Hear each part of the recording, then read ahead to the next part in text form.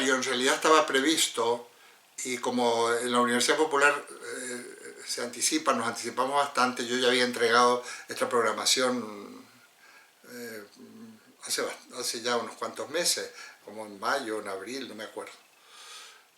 Y entonces la idea era, bueno, como en el seminario que tenemos en Tres Cantos llevamos 5 años y ya habíamos empezado con la historia de filosofía y luego el año pasado ya habíamos tratado más por temas y habíamos utilizado este otro librito que lamentablemente no está en ebook y tampoco casi hay existencias de filosofía como terapia. Pero bueno, no os preocupéis porque yo los textos, este libro tiene unos textos, yo lo que voy a hacer es simplemente enviarlos y ya está.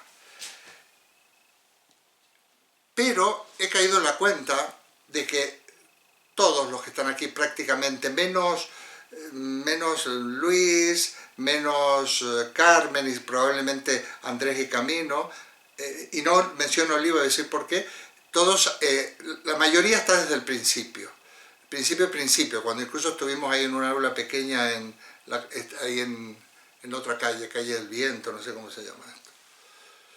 Entonces digo, bueno, vamos a ver, ¿cómo vamos a reflexionar sobre la situación actual desde la filosofía si no hacemos una reflexión filosófica previa? Entonces, efectivamente, yo a partir de febrero pienso poner unas bases de epistemología, de ética, de filosofía política. Eso ya lo tenéis. Pasa que he hecho un cambio. He mandado la cuestión de la reflexión sobre la actual crisis al final, unido a un tema que se llamaba el futuro de la filosofía, perspectivas, cosas por el estilo, ¿no? Porque es lo mismo en el fondo. Y me he permitido programar para estas sesiones hasta diciembre un repaso de la historia de la filosofía, no os asustéis porque es inmensa, un repaso, digamos, trazar los hitos fundamentales de los que yo me baso y para incluso ponernos de acuerdo en un lenguaje. Creo que no va a ser ocioso y a lo mejor hasta me lo agradecéis, porque muchas de las personas de los que aquí se han apuntado lo que quieren es filosofía, y lo otro también es filosofía, pero aplicar la filosofía sin antes haber hecho una reflexión acerca, por ejemplo, de la importancia de la historia de la filosofía. Yo me acuerdo que en una de las ediciones del seminario se llamaba Aprender de la historia de la filosofía. Entonces, eso a ver qué os parece. E incluso el amigo Luque y el amigo Francisco, que estuvieron en aquel curso de la UNED, tampoco han visto esto. No han visto esto, porque entraron directamente en una temática similar a la del libro de Filosofía y Terapia. O sea que, y los que lo han hecho, quizás tengan un poquito de paciencia, o tengan que tener un poquito de paciencia. Sin embargo, yo nunca repito los temas, yo puedo abordar una problemática, pero la ensayo en el momento, digamos, es una cocción del momento, no es nada recalentado ni congelado, lo cocino en el momento. Bueno, esta es la idea. Entonces, mirad, en el texto este que yo ponía del blog, yo voy a ir colgando todo el material. No es necesario comprarse el libro, no es necesario, pero en América Latina hay gente que se lo ha comprado porque nada, vale pues, 3 euros o menos. Y aquí, yo si estuviera aquí, no, porque yo con esto, yo me lo compraba en papel, porque si hubiéramos tenido el seminario presencial, yo lo llevo ahí, la gente subraya, apunta al margen, etcétera. Yo me voy a... Ahora, el que no importa, porque si no lo habéis comprado, yo voy a ir colgando el material. O sea, os lo voy a ir dando por entrega al libro, porque lo voy a colgar en el blog. Siempre va a ser un resumen, que lo sepáis. No es que sea obligatorio. Muy bien. Bueno, pues vamos para allá. He sacado esto porque como me está costando leer en la pantalla, ya os lo he dicho, entonces me está costando, no sé, es una cosa, tengo que ir... A ver dónde empezamos. Bueno, en este libro lo tendrá poca gente prácticamente porque lo he publicado en el verano. En este libro yo tengo una nota preliminar, una introducción y luego hay una serie de temas.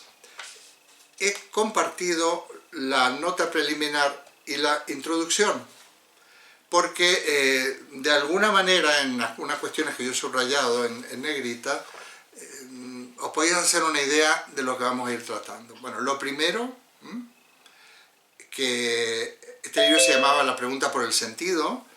Entonces yo digo que la pregunta por el sentido constituye la cuestión fundamental de la filosofía.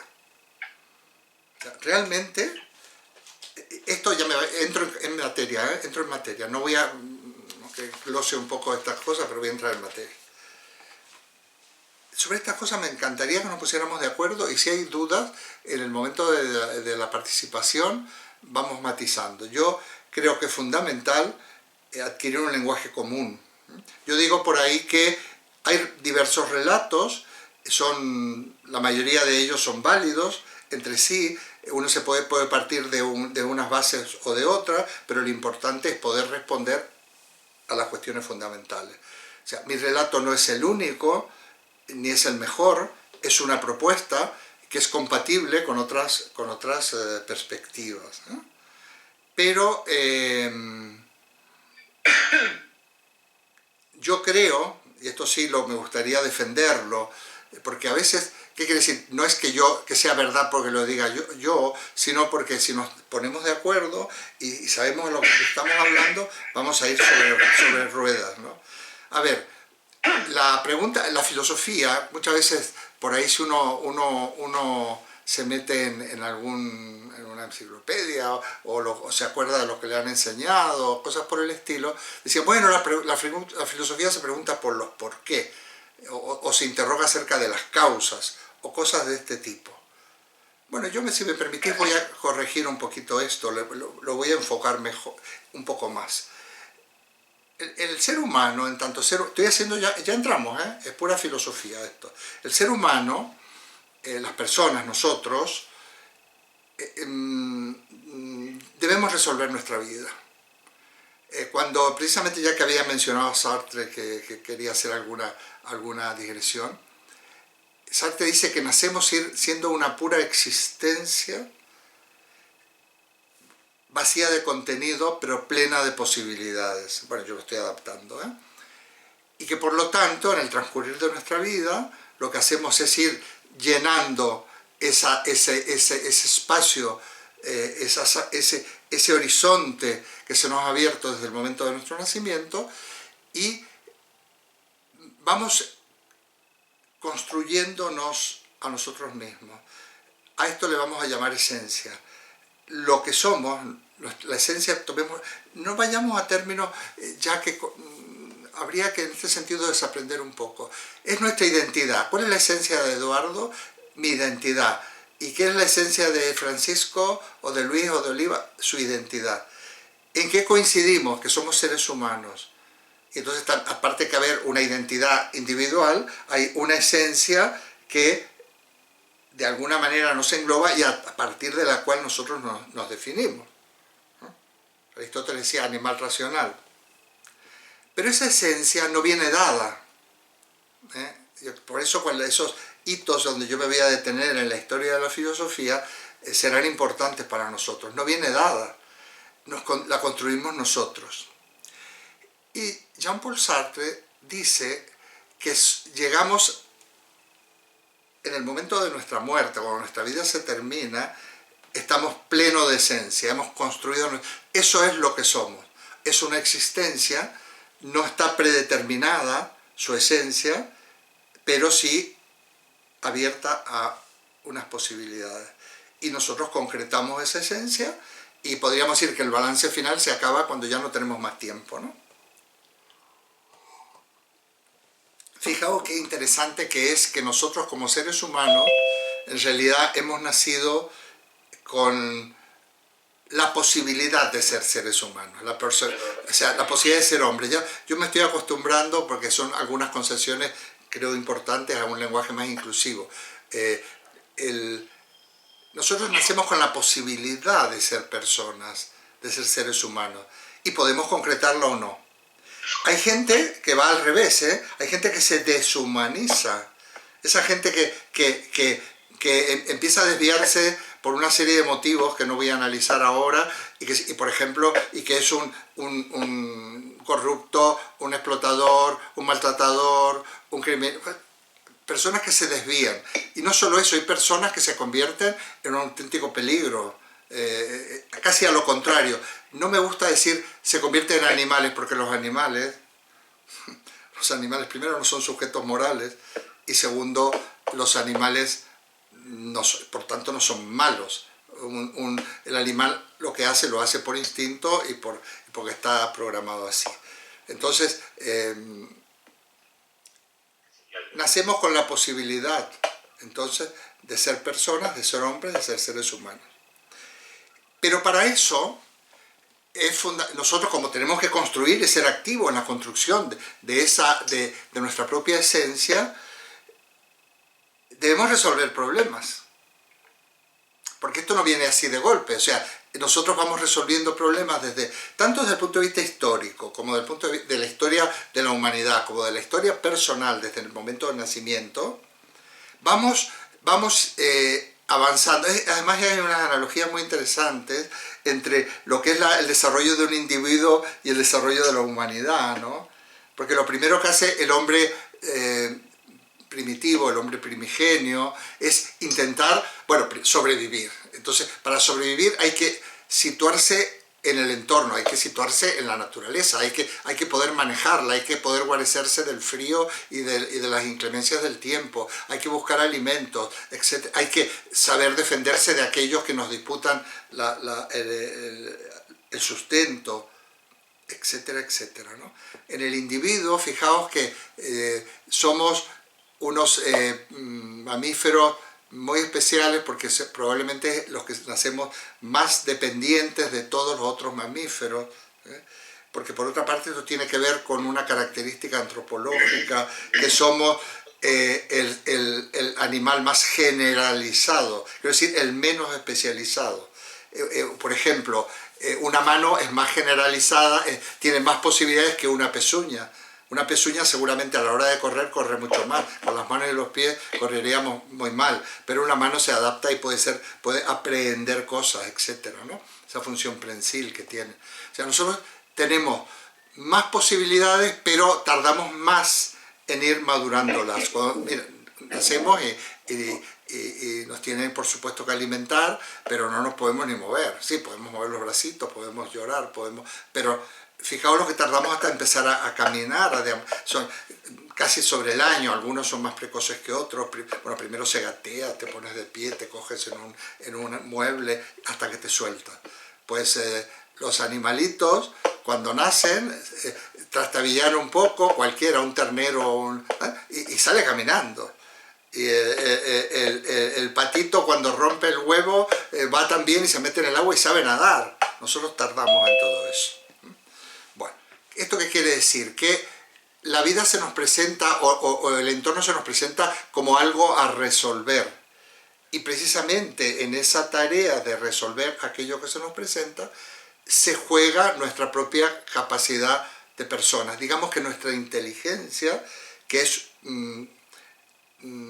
continuación de la inteligencia de otros animales, en general de los primates y de los mamíferos y demás, está preparada para que podamos completar aquello con lo cual hemos nacido con un cierto grado de inmadurez. Bueno, esta inteligencia, en definitiva, no voy a hacer todo un recorrido, nos lleva a que las personas nos cuestionamos, no es que nos cuestionamos, digamos, nos llama la atención, nos interpela aquello que tenemos que resolver. Y a eso yo le llamo interrogante. Precisamente luego vamos a hablar del pensar pronto, y realmente pensar es resolver aquellos interrogantes que nos permiten continuar en la existencia. Y si siguiéramos en ese camino, hay un interrogante fundamental que yo le llamo interrogante humano fundamental, y digo que la pregunta fundamental del hombre y por ende de la filosofía es la pregunta por el sentido de la existencia. ¿De qué existencia? Bueno, de la mía. O sea, nosotros nos interrogamos sobre... No vamos directamente qué es el hombre, dónde va el hombre, quién... No, nosotros lo que tratamos de tratar de alguna manera saber quiénes somos nosotros como individuos. Y a partir de ahí, a nosotros nos interesa la pregunta por el sentido del ser humano, porque nos interesa el sentido de nuestra propia existencia. Entonces, podemos concluir, si os parece bien, que la pregunta fundamental de la filosofía es aquella que interroga acerca del sentido de nuestra existencia. Esa es la pregunta fundamental. Y esa pregunta, yo alguna vez lo he dicho en clase, lo digo bastante, pero en algún momento lo he desarrollado hace años con mayor detenimiento. La pregunta por el sentido surge en lo que yo llamo situaciones límite. Y a veces surge de una manera casi textual, ¿no? ¿Qué sentido tiene todo esto? Por ejemplo, en esta situación de crisis que estamos viviendo, es difícil encontrar qué sentido tiene. Es verdad que es una pregunta que indica casi un acto de rebeldía, ¿no?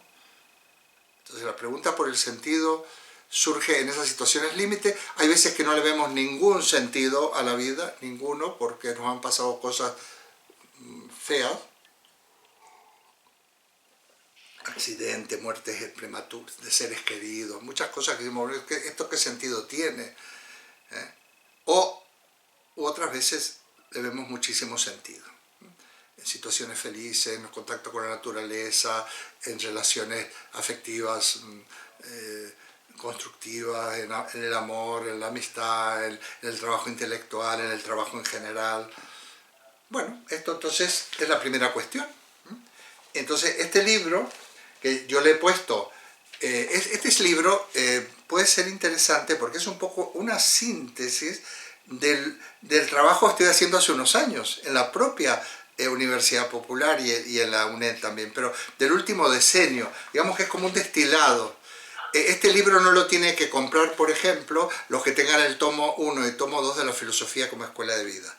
Aunque este es un destilado, le he quitado todo lo que nos puede distraer en los otros volúmenes. El que no tenga ese, que sí se consigue en las librerías web parte, si quiere puede adquirir este.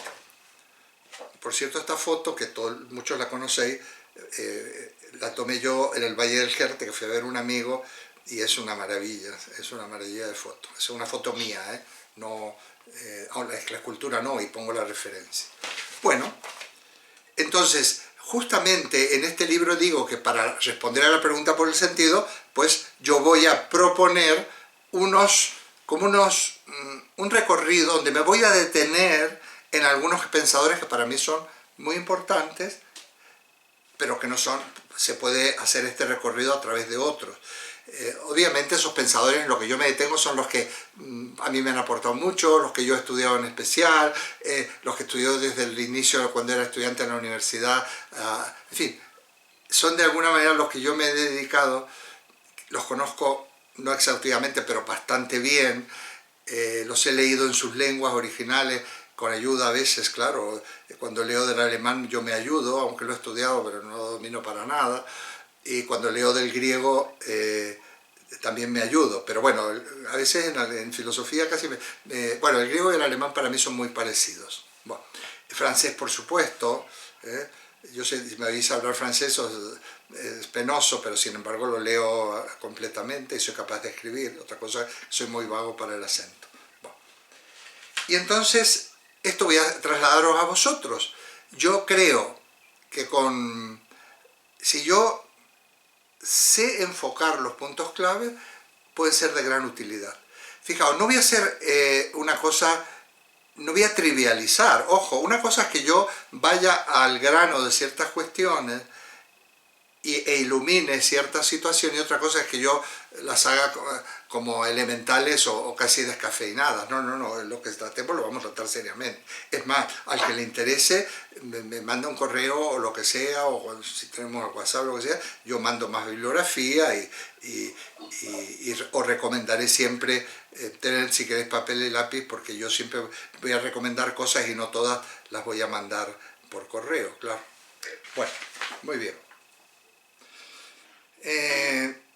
Una de las cuestiones que digo en la introducción, esto que ya hemos hablado los otros días, ¿no? Que la verdad es intersubjetiva. O sea, aquí está, mira, las bases de mi filosofía, que no es algo, es una filosofía, es mi relato, están aquí también. Y es lo que yo soy capaz de hacer y es lo que yo propongo. Por ejemplo, yo no creo en verdades absolutas, no creo en verdades escritas de antemano, sino que creo que la verdad la construimos entre todos. Como el movimiento se demuestra andando, yo creo que en este seminario y en estas clases vamos a, digamos, me he distraído por un asunto, un segundito, perdón, bueno, no importa. En este seminario y en estas clases, perdonadme, no sé qué he puesto yo, no, he puesto silenciar, no, no, perdón, podemos llegar a verdades compartidas. Quiero decir que si cuando termine la clase de hoy estamos de acuerdo, eso no quiere decir que hay un interrogante humano fundamental, un interrogante filosófico fundamental. Bueno, es este. ¿Esto es incompatible con otras cosas? No. Estamos de acuerdo que la verdad, nuestra verdad, la podemos construir para estos 20 y tantas personas que somos. Bueno, ¿no? Muy bien. Otro de los puntos que trato en la introducción, algunos voy a pasar ya porque hemos hablado.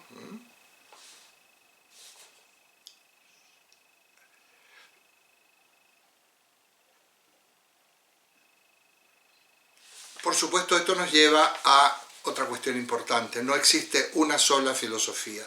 Mirad, la expresión filosofía perennis se ha usado mucho en el medioevo sobre todo, pero realmente hasta hace poco, hasta hace 100 años, o más o menos, se consideraba que existía la filosofía, como existe la física, que tampoco hay una sola física, o como existen las matemáticas, no hay una sola matemática. Entonces, no hay una sola filosofía, entonces es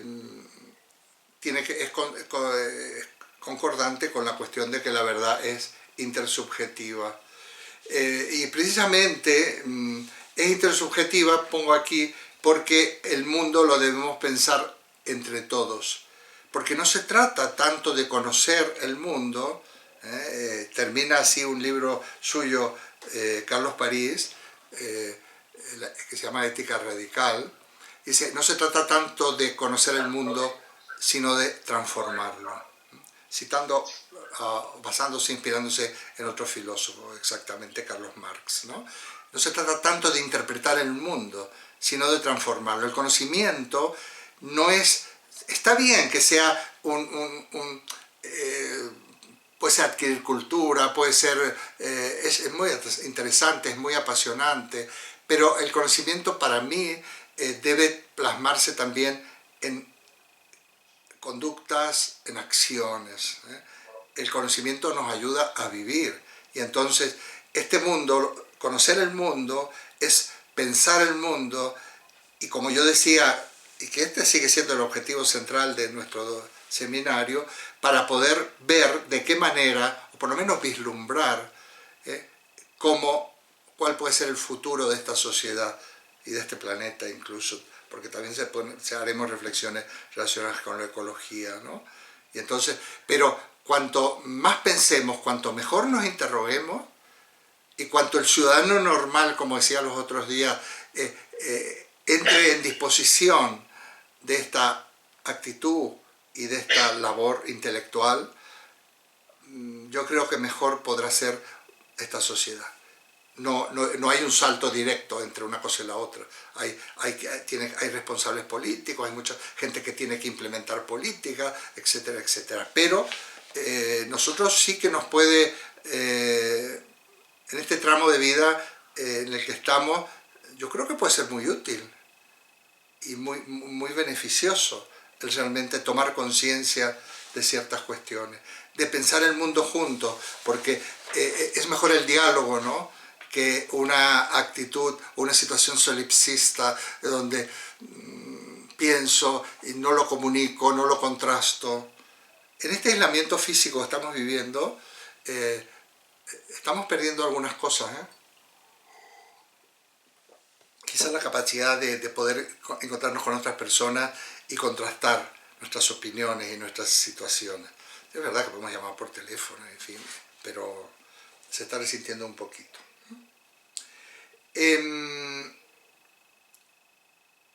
Fijaos, hay un pequeño párrafo que lo voy a leer simplemente porque es un programa, es de lo que vamos a hacer los próximos días. Dice, a lo largo de la historia, el término verdad, estábamos hablando que la verdad es intersubjetiva, ha tenido diversas acepciones. La verdad para Platón es la esencia de las cosas. No voy a explicarlo, pero sí tendremos que hablar de la esencia. Y para su discípulo Aristóteles, la verdad es lo que las cosas son, que es lo mismo.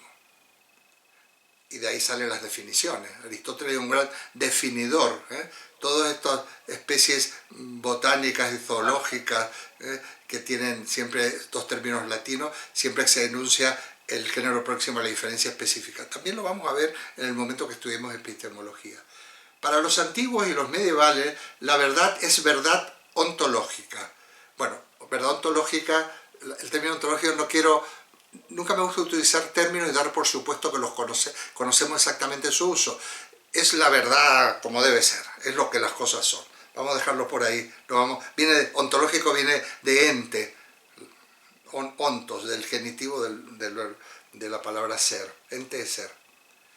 Para todos ellos se puede conocer la esencia de las cosas.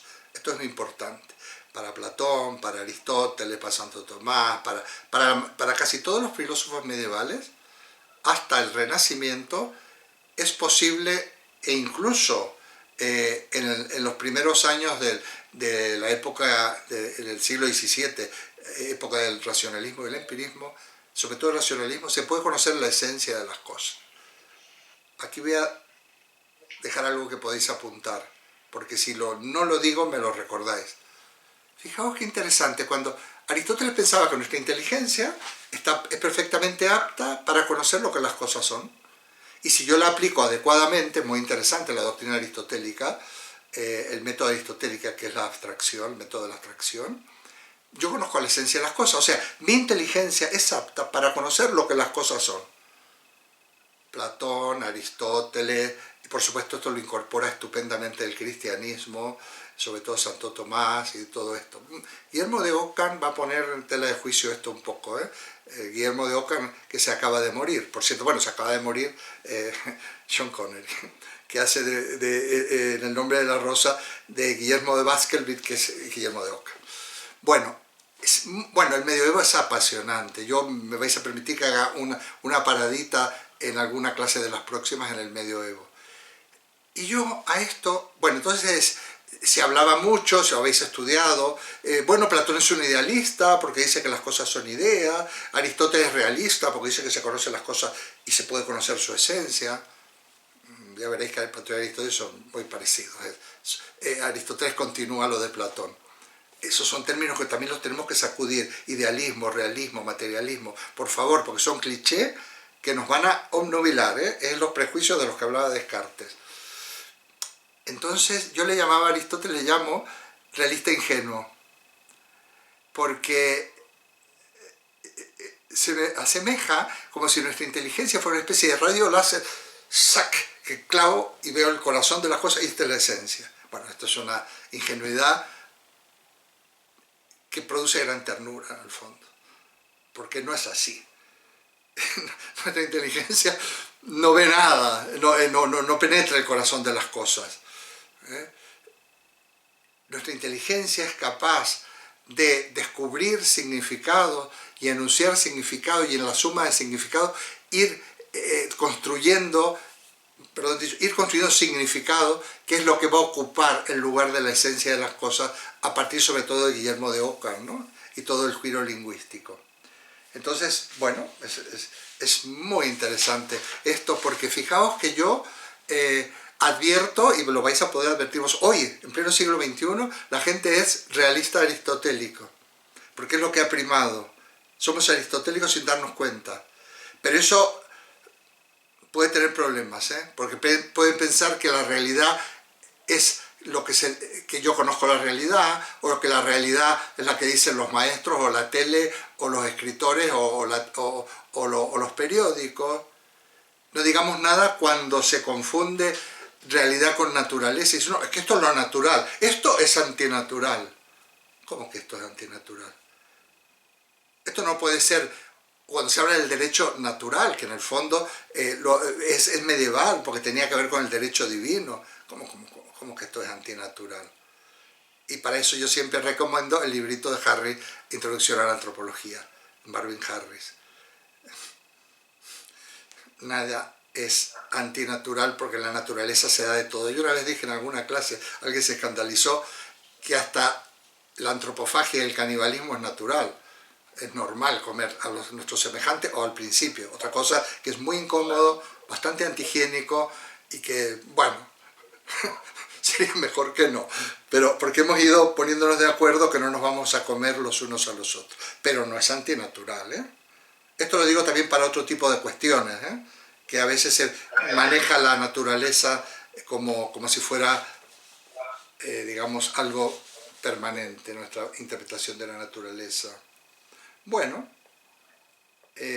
por ahí veréis que digo que la verdad entonces, perdona, dice, actualmente, bueno, esta postura antigua es muy ingenua y parte de la creencia de que la inteligencia humana es capaz de llegar a la esencia de las cosas, de los entes. Actualmente preferimos hablar de significados en lugar de esencia, y esto implica un giro fundamental.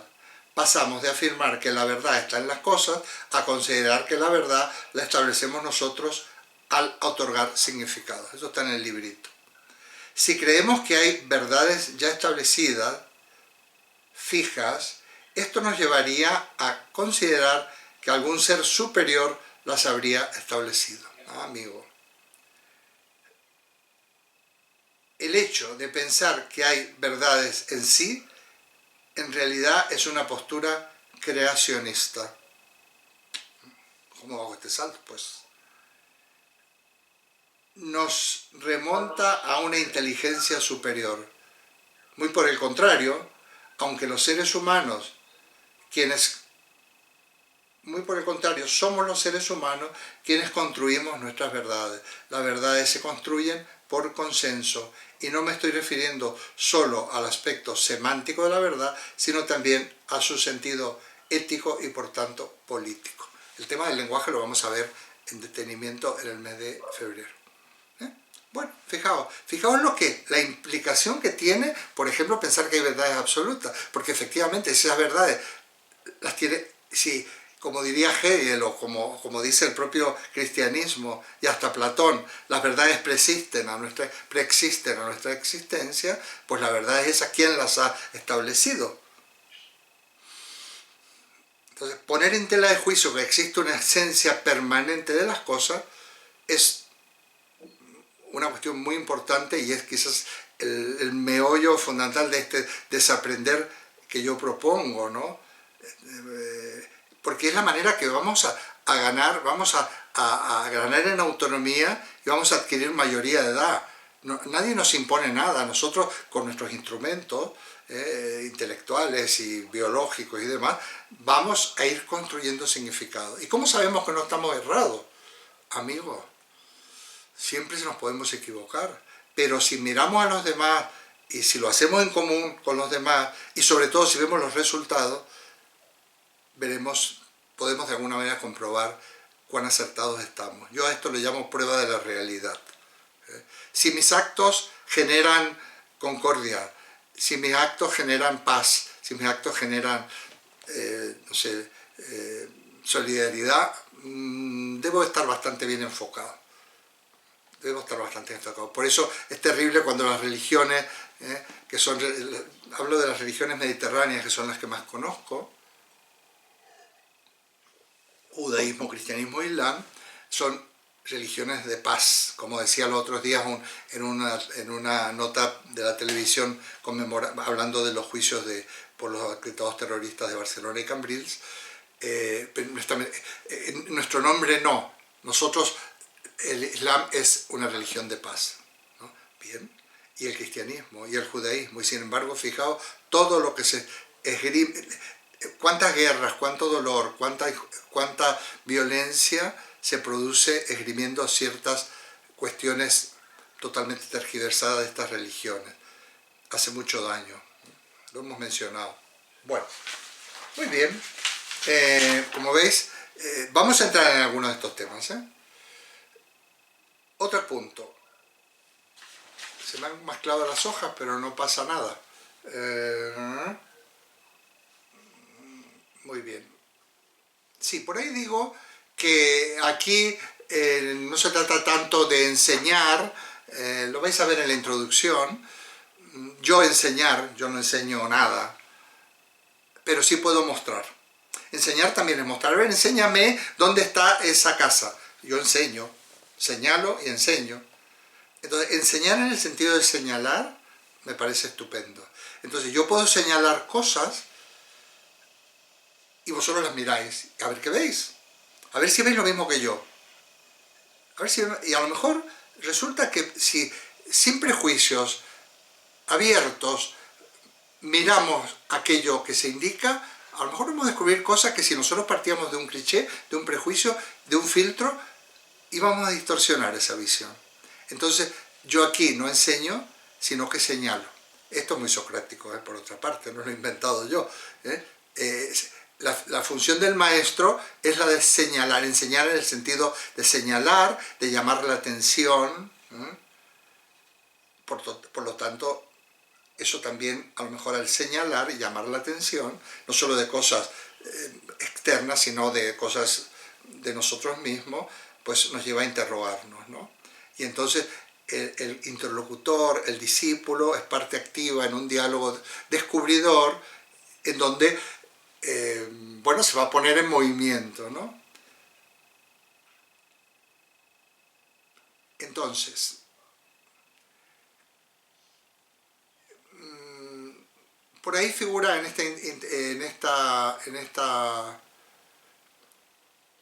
introducción otro párrafo. Lo vais a ver en el blog, que tiene unos puntitos suspensivos entre corchetes cuando he quitado algo. Dice, tenemos que ir a las cosas mismas, haciendo abstracción o dejando de lado aquello que nos distrae. Creo que interesante. Cuando nosotros vayamos afinando la puntería del pensamiento, no se piensa continuamente, ya lo digo yo por ahí, sería agobiante, pero cuando afinamos la puntería y vamos a las cosas mismas, o intentamos ir a las cosas mismas, allí es donde Aristóteles veía la esencia, que tenía bastante razón, y no nos distraemos en el envoltorio, iremos descubriendo cosas. Por cierto, el ir a las cosas mismas es una cuestión clave en la fenomenología del siglo XX, Edmund Husserl, y esto implica algo que a lo mejor en algún momento hablamos, que es la epogé fenomenológica. El método fenomenológico que tantos frutos ha dado en el siglo XX. La epogé, el dejar de lado cosas que en el fondo no tienen, o nos distraen o no tienen solución, para ir a las cosas mismas. Es como centrarnos. Muy bien. Buscar el origen, es necesario poner entre paréntesis lo que sabemos de antemano que no tiene solución. Claro, ¿qué es primero, el huevo o la gallina? No lo podemos resolver. Incluso la cuestión de Dios no tiene solución. Esto aquí no hay que perder el tiempo. No estoy yendo en contra de la creencia en Dios. No hay que perder el tiempo porque se cree y ya está. Ya veremos. Ya veremos. Eso que sabemos de antemano no tiene solución, buscar el origen, o si hay otra vida, o si existe Dios, son cuestiones inevitables, como afirmaría Kant. Esto es muy bonito, ya lo vamos a ver. Es inevitable pensar en estas cosas. Y nos asaltan de vez en cuando y de modo sorpresivo. Pero esta petición de principios nos complica la vida. Por tanto, debemos escapar de estos bucles, de este bucle, y centrarnos en lo concreto e inmediato, al menos como punto de partida. Y a partir de ahí tendrán sentido para nosotros las preguntas de Kant. Esto es vertebral y vertebrador de nuestro trabajo en el seminario. ¿Qué puedo saber? El tema del conocimiento, el tema de la epistemología. Lo que vamos a ver, ¿qué debo hacer? La ética. ¿Qué me cabe esperar? Bueno, esa perspectiva del futuro de nuestra sociedad, hacia dónde vamos. ¿Qué es el hombre? Esto, en definitiva, dice Kant, si yo resuelvo estas cuestiones, ¿qué puedo saber? ¿Qué debo hacer? ¿Qué me cabe esperar? Estoy planteando más ni menos la pregunta de ¿qué es el hombre? Preguntas que aún no han sido satisfactoriamente respondidas. Fíjate, y cuando yo digo esto, ¿sabéis por qué lo digo? Porque la respuesta a estas preguntas, hay muchas respuestas a lo largo de la historia y funcionan durante una temporada y luego se borran, se van nublando y nos volvemos, porque claro, a ver, cuando en el siglo XVIII con la Ilustración se pensaba que si aplicábamos la razón a la ciencia, a la política, fijaos que puede haber un lema más racional y al mismo tiempo más prometedor que igualdad, libertad, igualdad y fraternidad. Y sin embargo, seguimos, tampoco lo hemos implementado. En su momento se buscan algunas soluciones, se va contra las monarquías absolutas y luego viene otro tipo de despotismo. La ciencia Newton se abren unas posibilidades enormes con la ciencia, sobre todo a partir de la reforma newtoniana. A mí la ciencia, yo no pongo en tela de juicio la ciencia, al contrario, creo que la ciencia, en ese sentido, la ciencia que es un producto fundamental de la Ilustración, está empezando. Esto lo podemos ir proyectando a otras, a las problemáticas que nos planteamos al principio de este seminario. La política, la democracia sigue siendo válida, la formulación kantiana y de los Ilustrados, en un librito magnífico, todos estos antecedentes de lo que luego fue la Unión Europea, la paz perpetua, por ejemplo, una obrita de Kant preciosa, o la labor de los Ilustrados, tanto franceses como ingleses como alemanes. Luego, ¿qué pasa? Que las democracias la democracia de la Ilustración se va tergiversando y termina siendo realmente una cuestión muy desvirtuada, porque en realidad lo que gobiernan no son, el pueblo a través de las instituciones, sino el poder del capital financiero. Entonces, pero que la democracia no la hemos todavía implementado. Y no estoy hablando de la democracia ateniense, que es un antecedente muy interesante, ni de las utopías renacentistas y del inicio de la modernidad. Estoy hablando de la democracia de la Ilustración. Entonces, yo no digo que hay que superar la Ilustración, sino que hay que aprovecharla. Bienvenida la razón a la vida política, a la organización de la sociedad, a la ciencia. Bienvenida. Muy bien.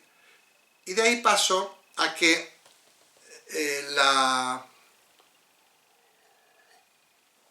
señalo en esta introducción, que realmente la introducción de un libro es de lo que el libro se va a ocupar, y digo que la filosofía nació en Grecia como escuela de vida.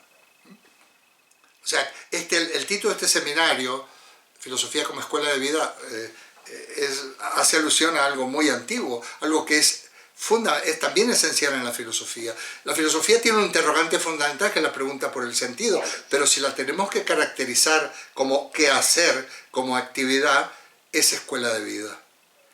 Esa escuela de vida que en Atenas, sobre todo, formaba al ciudadano para poder participar en la polis, o sea, en la vida de la comunidad política, con estos maestros como Sócrates, Platón, Aristóteles, Epicuro, Diógenes, tantos otros que ha habido, los estoicos, sigue siendo lo mismo. Nosotros tenemos que educar al ciudadano para que pueda participar en la vida política, en la polis, para que pueda convivir y ser activo y dinámico en la sociedad en la que vivimos. Por eso que la filosofía debe salir a la calle también, debe distribuirse, debe compartirse con el ciudadano normal. Y por supuesto la filosofía tiene que estar en los planes de estudio, porque en España, bueno, y en otros países por supuesto, se ha, digamos, crecido muchísimo desde el punto de vista de la formación de las personas gracias a la enseñanza obligatoria hasta los 16 años. Esto es una conquista, y a la prohibición del trabajo infantil y a la vigilancia de que se cumpla esta normativa. Mucha gente que tiene que ver con, por ejemplo, la policía municipal en Madrid, muchos de ellos están destinados a los que se llaman tutores de calle, que no solo van buscando que si los chicos cuando se iba a clase pues, no estaban en el instituto o en los colegios, sino que también se ocupaban de los distintos problemas que podía tener. Eran educadores de calle. Fijaos que la policía pasa a ser educadora. Y realmente es muy interesante, ¿no? Esto. Y la filosofía entonces debe estar presente, pero no porque es una disciplina más, sino porque la filosofía nos permite asumir nuestro rol de ciudadano con el máximo de posibilidades. Por eso este seminario es Escuela de Vida, y yo lo inscribo en esa corriente histórica y muy antigua de lo que algunos filósofos hemos defendido y seguimos defendiendo con alma y vida. Por eso este seminario para mí es un acontecimiento, ya lo he dicho. Por eso el trabajo que nos lleva, pues bien empleado está. Bueno, la filosofía nos llevaría, también lo digo, ya lo he comentado en las sesiones anteriores, pero vamos a ir más ordenaditos. Digamos, gracias a Descartes, que para mí es fundamental, yo insisto en la cuestión de la duda metódica. Sí, es muy importante dudar, pero no es una duda estéril, una duda escéptica, una duda destructiva. No, es una duda que es, como dice Descartes, me decidí a poner todo en duda para ver qué es lo que quedaba en pie después de todo esto. Y entonces me di cuenta que entonces la expresión je pense donc je suis es inconmovible. Yo pienso lo que existo es una traducción aproximada, y entonces también nos puede complicar. Ya hablaremos de esto, me vais a permitir, yo tendré que dedicar unos minutos exactamente a esta cuestión. Y precisamente ese desaprender tiene mucho que ver con la duda metódica. Yo por ahí digo, y no os asustéis, que la filosofía debe ser subversiva. Claro que debe ser subversiva, porque debemos subvertir el orden de lo establecido. No subversiva en el sentido de que a veces, por ejemplo en Argentina, se decía estos son subversivos. Pues a mucha honra que ser subversivo, pero subversivo por supuesto, en cualquier caso, franciscano. Es un subversivo seguidor de San Francisco de Asís, nombre que ha tomado el actual Papa Jorge Bergoglio de la manera más atinada del mundo. Por cierto, que recomiendo Fratelli Tutti, Hermanos Todos. Es un poco larga, no he terminado de leerla, pero es estupenda, a lo que le gusten estas cuestiones. Bueno, subversivo en ese sentido, que es subvertir el orden, hay que invertir el orden. Porque este orden que tenemos está produciendo unos resultados negativos. Decía Carlos Marx, tampoco hay que tenerle miedo a Marx. Marx no era estos comunistas come niños y mata monjas. Carlos Marx es un filósofo muy interesante y recomiendo enormemente los manuscritos económicos filosóficos, un manuscrito de 1844. Dice, hay que poner a la cabeza lo que estaba a los pies y los pies a lo que estaba en la cabeza. En su momento sería muy interesante hablar de lo que Marx propone, porque se ha tergiversado. Hombre, se ha tergiversado porque los que están en contra de una sociedad más justa pueden crear todo tipo de tergiversación. Él tiene nombre, eso se llama fake news, ¿no? es un nombre magnífico para cómo se ha tergiversado incluso la historia de la filosofía. Ya veréis cuando dicen, Parménides y Heráclito. ¿Os acordáis? Heráclito era aquel que decía en la época antiquísima, no os bañarás 2 veces en el mismo río. Era el movimiento. Y Parménides decía, el ser no es, nada se mueve, todo permanece. Entonces, los que simplifican la historia diferencial, aquí tenemos el conservador, reaccionario y retrógrado, y el revolucionario y tal. ¡Qué disparate! ¡Qué disparate! No podemos aplicar estos clichés para la historia de la filosofía. Y para eso lo mejor es tener algún contacto con la historia de la filosofía, porque vais a encontrar una fuente inagotable de ideas, de conocimiento y de herramientas de pensamiento. Los filósofos se pueden leer. Algún día, si a alguien le interesa leer filósofos, prefiero leerse el discurso del método o las críticas son puras o los diálogos platónicos, pues hay que tomar algunas precauciones y además se puede sacar mucho partido. Muy bien, pues, ¿qué más? ¿Qué más? Se me han marcado los papeles. Muy bien. Parece que estamos... Bueno, terminaba eso del que, con esta introducción, diciendo que esta filosofía que yo propongo debe pasar la prueba de la realidad. Las cosas, por sus actos los conoceréis. Obras son amores y no buenas razones. Las obras, fundamentalmente. Bueno, pues es lo que ponen las cosas en su sitio. Bueno, esta es mi propuesta de cambio, de reestructuración del programa. Yo os propongo un recorrido muy enfocando, así como si fueran estas visitas guiadas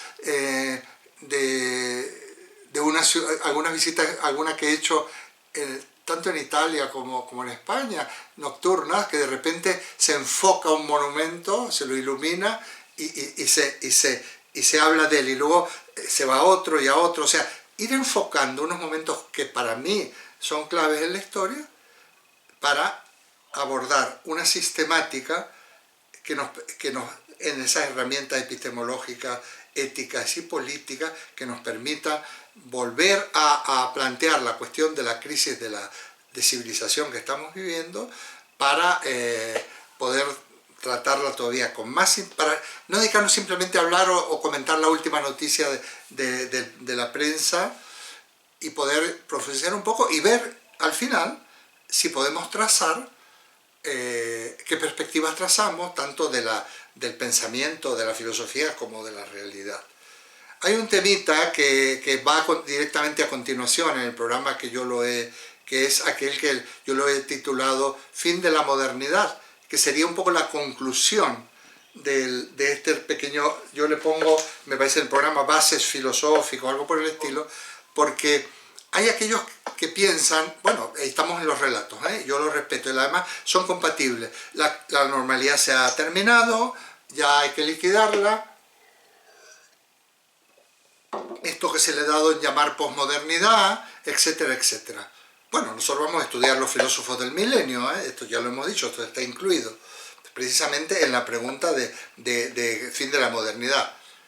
Pero yo pienso que la modernidad, que es la Ilustración, no está liquidada, al contrario, que no se le ha sacado todo el partido que se le debe sacar. Y sin cerrarme, sin intentar convertir a la filosofía, a la Ilustración, en una filosofía perennis.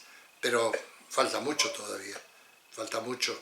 No podemos liquidar algo simplemente por ciertas ocurrencias de lo mal llamado a veces posmoderno. Bueno, pues yo aquí voy a terminar, y estoy a vuestra disposición, tanto para que comentéis cosas que he dicho, como que aportéis en la línea de este pequeño pero profundo cambio de rumbo, de perspectiva. Me di cuenta que no podíamos dedicarnos a analizar la actual situación así, a palo seco, cuando Algunos sí, porque dentro del trabajo que estamos haciendo en la Universidad Popular hay una base muy amplia, ¿no? Y hemos hablado, esto hemos dedicado mucho, y al que le interesara, pues hay vídeos y hay cosas sobre clases de estas que, por cierto, aquí está todo más o menos, ¿eh? Al que le interese. Repito que me da casi vergüenza, no estoy haciendo propaganda de un libro, simplemente que aquí está todo lo actuado y lo que voy a, más o menos, la orientación, no voy a repetir el libro, pero la orientación de lo que voy a decir, y a algunos les puede venir bien para recordar. Bueno, pues muchísimas gracias. Abrimos el debate, ¿eh?